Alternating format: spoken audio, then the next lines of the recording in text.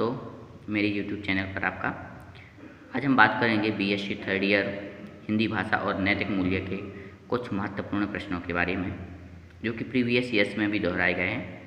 जो कि पहला क्वेश्चन है, मालवा लोक नृत्य के प्रकार लिखिए। तो मालवा लोक नृत्य के हमें यहाँ पर प्रकार लिखना है। तो जो मालवा लोक नृत्य के प्रकार होते हैं वो है मटकी नृत्य, आड़ा खड़ा व रजवाड़ी नृत्य, भगोरिया नृत्य और पतंग नृत्य। पहला है मटकी नृत्य। तो मटकी नृत्य क्या होता है?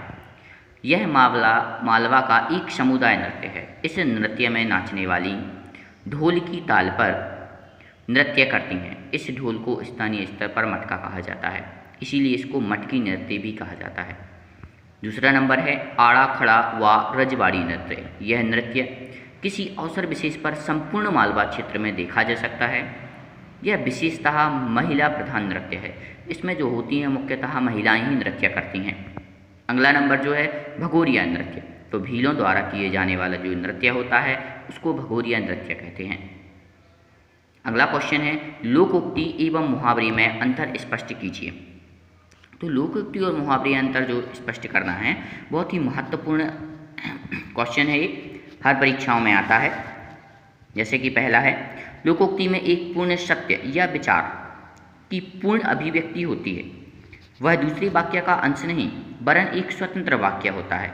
लेकिन जो मुहावरा होता है वह स्वतंत्र नहीं होता, वह तो वाक्य के भीतर ही प्रयुक्त होता है। नंबर दूसरा है, लोकोक्ति का प्रयोग बहुधा अन्योक्ति या अप्रस्तुत व्यंजना के लिए होता है, जबकि मुहावरे का प्रयोग लाक्षणिक होता है।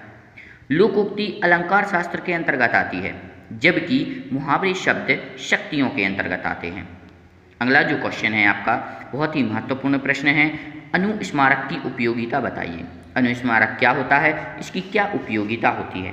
तो जब किसी मंत्रालय या कार्यालय से पूर्व पत्र में मांगी गई सूचना, निर्णय या टिप्पणी समय पर प्राप्त नहीं होती है, उस समय अनुस्मारक का प्रयोग किया जाता है। कभी कभी आ जाता है कि अनुस्मारक की परिभाषा और एक अनुस्मारक बना करके बताइए। जो अनुस्मारक होती है वो सरकारी और अर्ध सरकारी पत्र के रूप में लिखी जाती है। अगला क्वेश्चन है आपका, विलोम शब्द लिखिए। अनुकूल का प्रतिकूल होता है, आकर्षण का विकर्षण, उग्र का सौम्य, आदर का निरादर, उपकार का अपकार और नूतन का पुरातन। एक और अगला महत्वपूर्ण क्वेश्चन है, विश्व के प्रमुख धर्म कौन से हैं? किसी एक धर्म की विवेचना लिखिए। तो विश्व के प्रमुख धर्म जैसा कि हम सभी जानते हैं, विश्व के जो प्रमुख धर्म हैं हिंदू धर्म, जैन धर्म, बौद्ध धर्म, सिख धर्म, ईसाई धर्म और इस्लाम धर्म इत्यादि हैं। इनकी किसी एक धर्म की विवेचना करनी है तो उसका हम वीडियो नेक्स्ट बार अपलोड कर देंगे। आप लोग मेरे चैनल को सब्सक्राइब और लाइक करें और मुझे प्रेरणा दें, ताकि मैं इसी तरह से आपके लिए इम्पोर्टेंट इन्फॉर्मेशन प्रोवाइड करता रहूं। अगला आपका क्वेश्चन है, लोक साहित्य से क्या समझते हैं?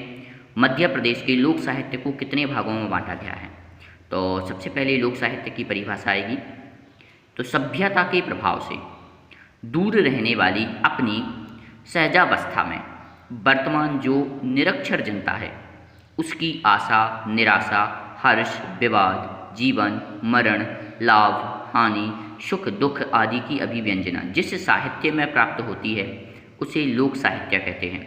लोक साहित्य को निम्नलिखित भागों में बांटा गया है। पहला है लोकगीत, लोक नाट्य, लोक कथा, लोक गाथा, लोक नृत्य और लोक संगीत। तो हम थोड़ा सा लोकगीत के बारे में देख लेते हैं।